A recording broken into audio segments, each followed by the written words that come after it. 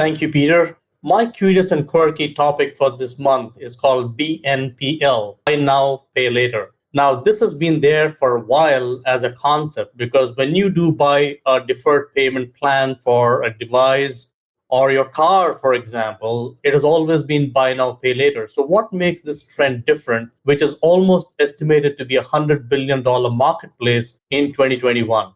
First, it's what we call as embedded finance. So we're able to embed a financial product seamlessly into industries instead of actually going to a financial sector company to actually have the product come to you. So here are some examples that you have seen in the news in the past month. Affirm is a buy now, pay later company with which Amazon entered into a partnership. You have Afterpay, which is a partnership with Square. And then you have Klarna, which is the biggest one. Now, here is the interesting information. Klarna has existed only from 2005 and is valued at $45 billion, as compared to Deutsche Bank that started pretty much in 1870 and is valued at $25 billion.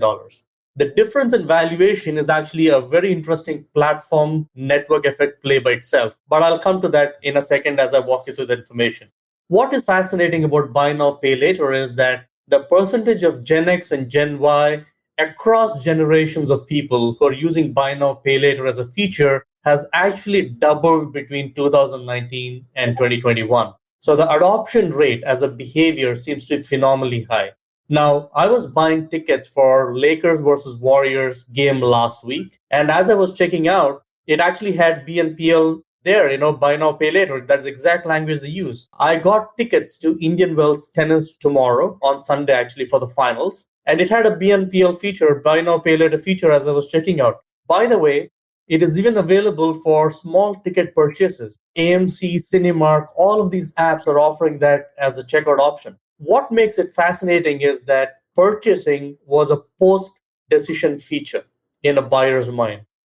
Buy now, pay later actually makes it before the purchasing decision is done. People gravitate towards products and services that offer buy now, pay later. So you're actually bringing a financial transaction as a marketplace offering well before even the purchasing decision is done.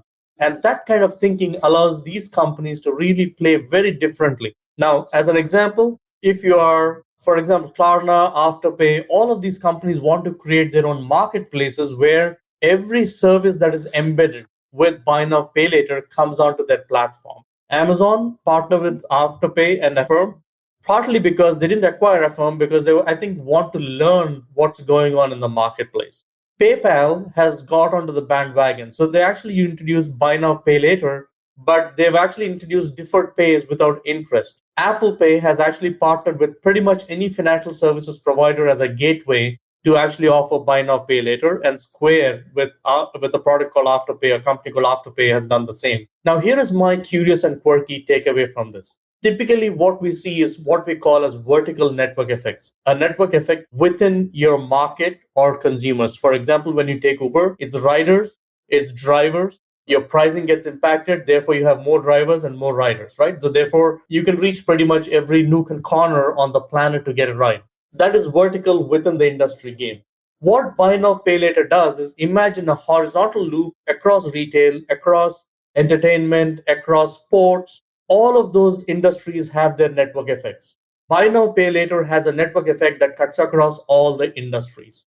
And that's why it makes it a very, very powerful concept. So if you're designing a business model and if you're offering a product to consumers, you may want to think about a network effect that cuts across your product lines, segments, and industries. You begin to leverage the network effect of another industry as a service.